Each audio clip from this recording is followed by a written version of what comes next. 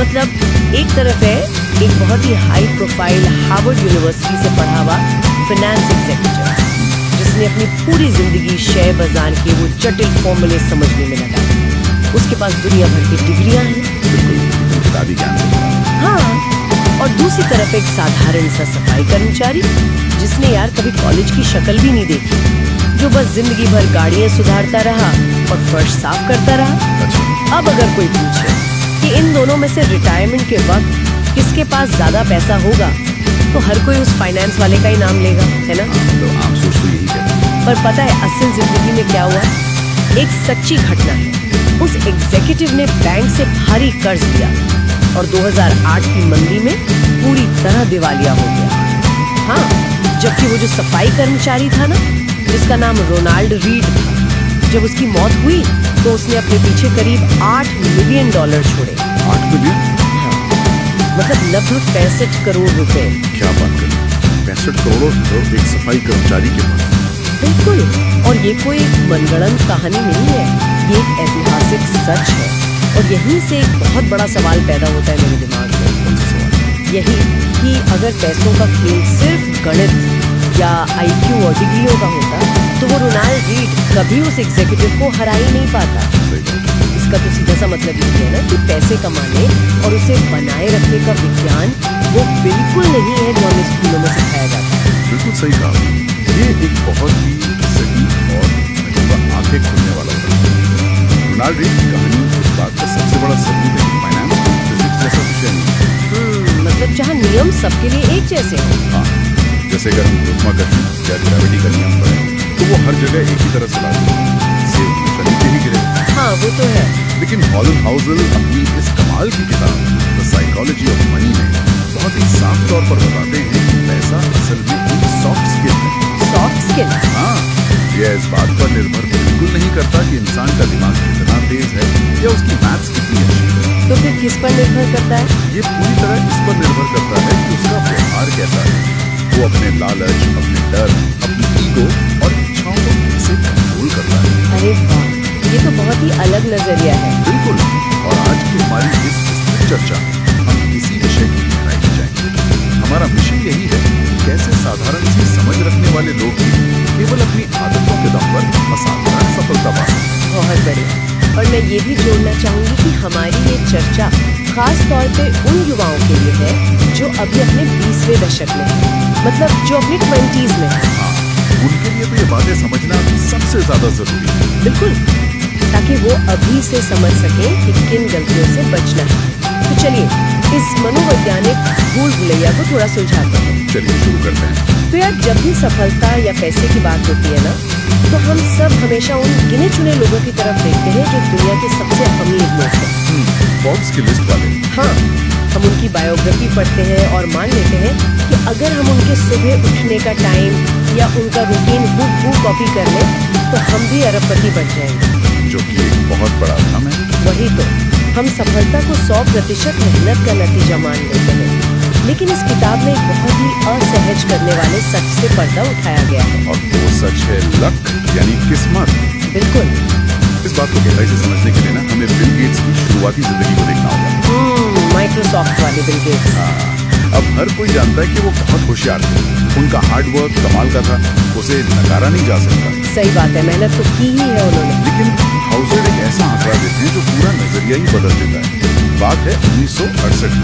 अच्छा, 1960। हाँ, उस दौर में कंप्यूटर इतने बड़े होते थे कि पूरा कमरा घेर देते थे और बहुत महंगे भी होते थे। हाँ, मैंने भी सुना है। तब तो किसी के घर में कंप्यूटर होने का सवाल ही नहीं था। घर तो छोड़िए, पूरी दुनिया में मुश्किल से गिने चुने हाई स्कूलों के पास ही कंप्यूटर तक पहुंचते थे।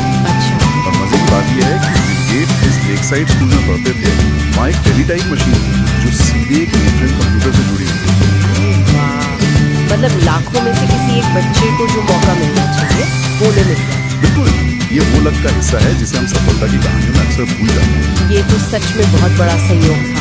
अगर वो किसी आम स्कूल में होते तो शायद माइक्रोसॉफ्ट कभी बनता ही नहीं। सही कहा। लेकिन इस कहानी का एक दूसरा हिस्सा भी है जो शायद इससे भी ज्यादा दर्दनाक है। दर्दनाक? वो कैसे? उसी लेकसाइड स्कूल में बिल गेट्स का एक बहुत करीबी दोस्त था, उसका नाम था केंट इवांस। Kent Evans? मैंने तो नाम नहीं सुना कभी। क्योंकि वो कभी उस मुकाम तक पहुंच ही नहीं पाया। उसे गेट्स से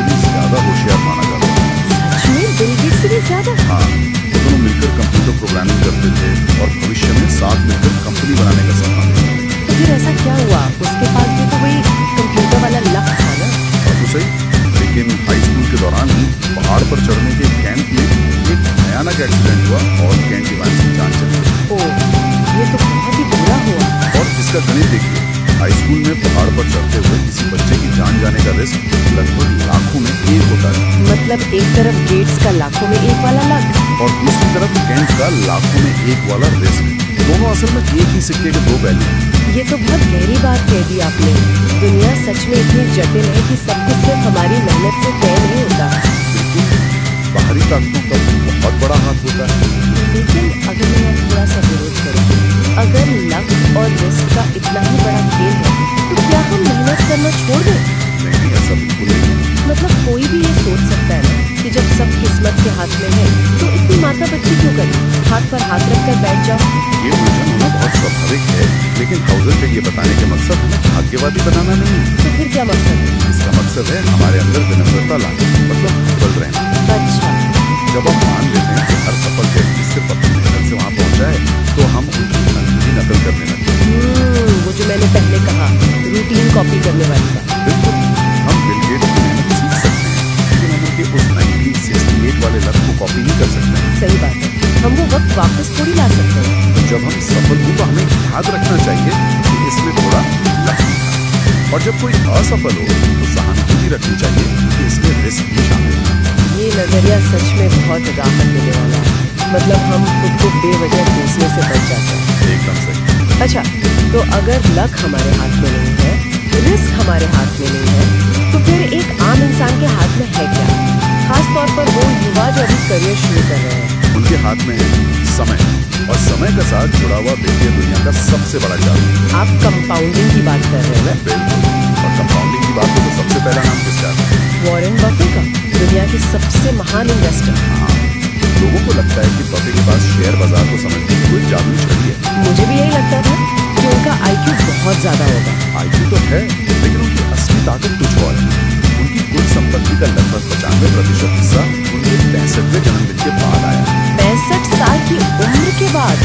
हाँ, अगर वो आम इंसान की तरह 25 साल की उम्र में निवेश करना शुरू करते और साथ में रिटायर हो जाते, तो आज दुनिया उनका नाम नहीं करती। अरे बाप रे, मतलब असली खेल उनके लंबे समय तक टिके रहने का है। बिल्कुल, उन्होंने 10-11 साल की उम्र से ही निवेश शुरू कर दिया। उनकी असली ताकत उनका समय है। यहीं पर ना इंसान का दिमाग अक्सर धोखा खा जाता है। वो कैसे? मतलब हमारा दिमाग चीजों को एक सीधी रेखा में समझता है, जैसे आज एक कदम कल 2 कदम। लेकिन कंपाउंडिंग ऐसे काम नहीं करती। हाँ, कंपाउंडिंग तो एक्सपोनेंशियल होती है, घातांकीय है। बिल्कुल, किताब में इसके लिए कंपाउंडिंग कंफ्यूजन शब्द इस्तेमाल हुआ है, मतलब जो दिमाग को कंफ्यूज कर दे। सही शब्द। मैं इसे एक एनालॉजी से समझाना चाहूंगी। एक चीनी बांस के पेड़ का उदाहरण लेते हैं। बांस का पेड़, अच्छा बताइए। हाँ, जब कोई इस बांस का बीज बोता है ना, तो उसे लगातार पानी देना पड़ता है। 1 साल बीत जाता है, जमीन के ऊपर कुछ नहीं दिखता।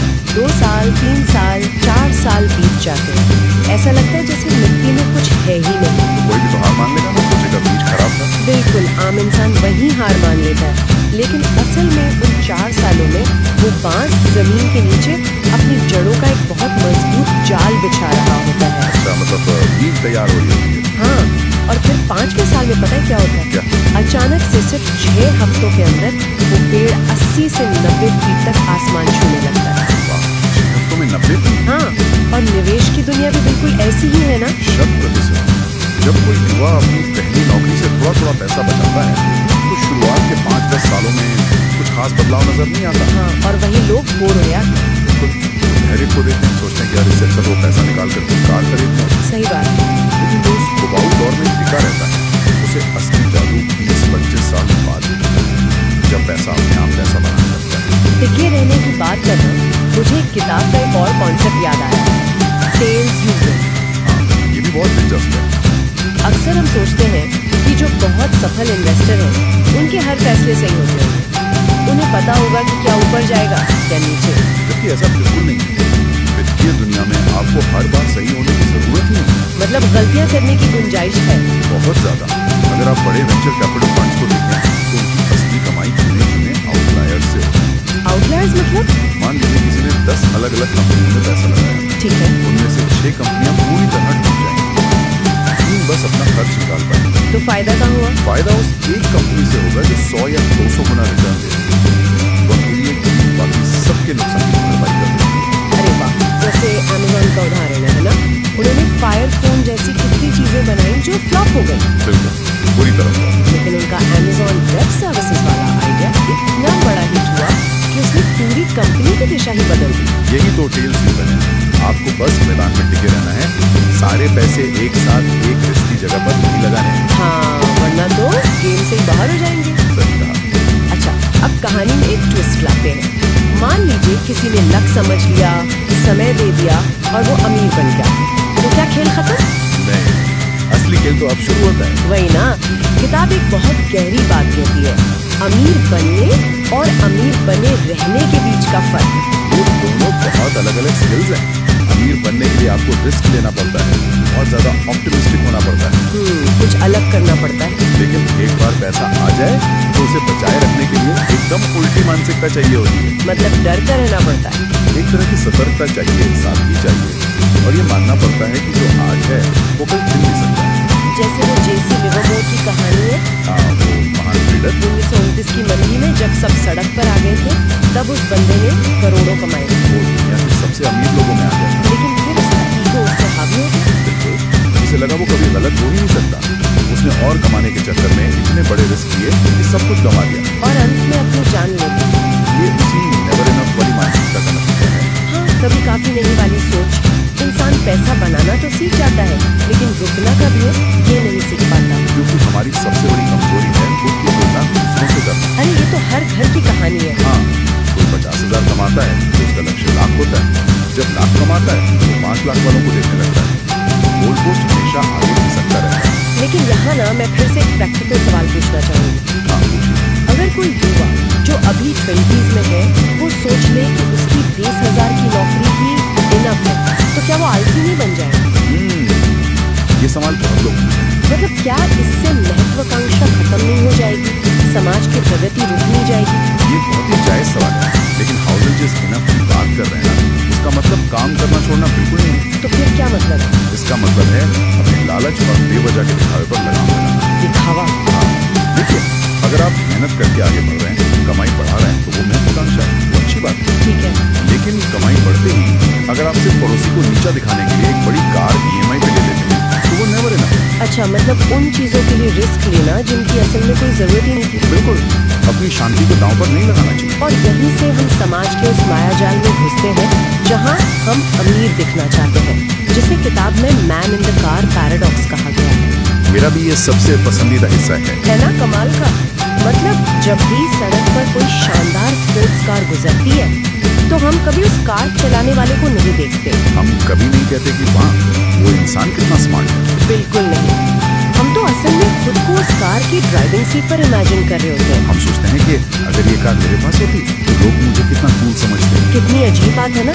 जिस इंसान ने वो करोड़ों की कार खरीदी, उसने सोचा था लोग उसकी इज्जत करेंगे, पर लोग तो उसकी परवाह ही नहीं कर रहे। वो बस उस कार का इस्तेमाल अपनी फैंटेसी के लिए कर रहे हैं। सही कहा, हम सोचते हैं महंगी चीजें सम्मान दिलाएंगी, पर ऐसा होता नहीं है। लोग आपकी महंगी चीजों से सिर्फ अपनी ईगो को सहलाते हैं। मैं तो इसे एक और तरीके से देखती हूँ। जैसे अगर कोई 5 लाख की घड़ी पहनता है, समाज कहता है वाह क्या अमीर आदमी है। हाँ, रुतबा दिखता है। पर असल में तो वो 5 लाख रुपए गरीब हो चुका है ना, उसका बैंक बैलेंस तो कम हो गया। ये एकदम सटीक विश्लेषण है। और इसी बात पर गौगल लिखते हैं, wealth is what you don't see. मतलब असली दौलत अदृश्य है। हाँ, जो हम देखते हैं, बंगले, गाड़ियाँ, ब्रांडेड कपड़े, वो अमीरी नहीं है। तो ये बताता है कि पैसा खर्च हो चुका है। तो असली दौलत क्या है? असली दौलत वो पैसा है जिसे अभी तक खर्च नहीं किया गया है। वो निवेश, वो फिक्स डिपॉजिट, वो म्यूचुअल फंड जो दुनिया को नहीं दिखता। मतलब अमीर दिखना बहुत आसान है। कोई भी 20 साल का लड़का जॉब लगते ही लोन लेकर नया आईफोन ले सकता है और अमीर दिख सकता है। बिल्कुल दिख सकता है। लेकिन दौलतमंद यानी वेल्दी बनने के लिए अपने ईगो को मारना पड़ता है और अनुशासन चाहिए। तो अब सबसे बड़ा सवाल इन 20 साल के युवाओं के लिए आता है। अगर दिखावा नहीं करना है, गाड़ियों के पीछे नहीं भागना है, तो यार हम पैसे बचाएं ही क्यों? ये बहुत अहम सवाल है। खासकर 20s में जब जिंदगी जीने का सबसे ज्यादा मजा आता है, उस वक्त थोड़े थोड़े पैसे बचाने का असली मकसद क्या होना चाहिए? अक्सर लोग पैसे इसलिए बचाते हैं कि उन्हें कुछ बड़ा खरीदना होता है, जैसे घर या साथ। हाँ, डाउन पेमेंट के लिए। लेकिन हाउसर कहते हैं कि पैसे का असली मकसद सामान खरीदना नहीं है, पैसे का सबसे बड़ा काम है फ्रीडम खरीदना। आजादी? कैसी आजादी? अपने समय पर अपना खुद का नियंत्रण। जब आप पैसे बचाते हैं तो आप अनिश्चित भविष्य के लिए ऑप्शंस खरीदते हैं। इसे थोड़ा रोजमर्रा के उदाहरण से समझें। जैसे मान लीजिए कोई 20 साल का युवा है, वो रोज बाहर जाकर 300 रुपए की महंगी कॉफी पीता है। हाँ, कैफे में जाकर। बिल्कुल। या फिर हर साल नया फोन लॉन्च होते ही उसे EMI पर अपग्रेड कर लेता है, भले ही पुराना फोन एकदम ठीक चल रहा हो। हाँ, बस शौक के लिए। उसे लगता है कि इन छोटी चीजों से क्या फर्क पड़ेगा, लेकिन अगर वो ये खर्चे रोक दे तो वो बचाया हुआ पैसा उसके लिए क्या करेगा? वो पैसा उसके लिए रूम फॉर एरर यानी गलतियों की गुंजाइश तैयार करेगा। वो कैसे? मान लीजिए कल को ऑफिस में एक नया बॉस आता है जो बहुत ही टॉक्सिक है, या उस युवा को अचानक लगता है कि यार ये करियर मेरे लिए नहीं है। ऐसा तो बहुत लोगों के साथ होता है। अब अगर उसके पास बैंक में कोई बचत नहीं है और सिर पर फोन और गाड़ी EMI का बोझ है, तो क्या वो नौकरी छोड़ पाएगा? बिल्कुल नहीं, उसे घुट कर काम करना पड़ेगा। वो अपनी EMI का गुलाम बन गया। सही बात है। लेकिन अगर उसने वो छोटी छोटी बचत करके 6 महीने का इमरजेंसी फंड बना लिया है, तो उसके पास ये आजादी है कि वो बिना डरे इस्तीफा दे सके। अरे वाह, मतलब वो ब्रेक ले सकता है, कुछ नया सीख सकता है। बिल्कुल, वो महंगी कॉफी छोड़कर असल में अपने लिए चैन की नींद और आजादी खरीद रहा था। ये बात इतनी गहरी है कि अगर कोई इसे अपने 20s में समझ ले तो उसकी पूरी जिंदगी बदल सकती है। पैसा सिर्फ नंबर नहीं है, आजादी की चाबी है। एकदम सही है।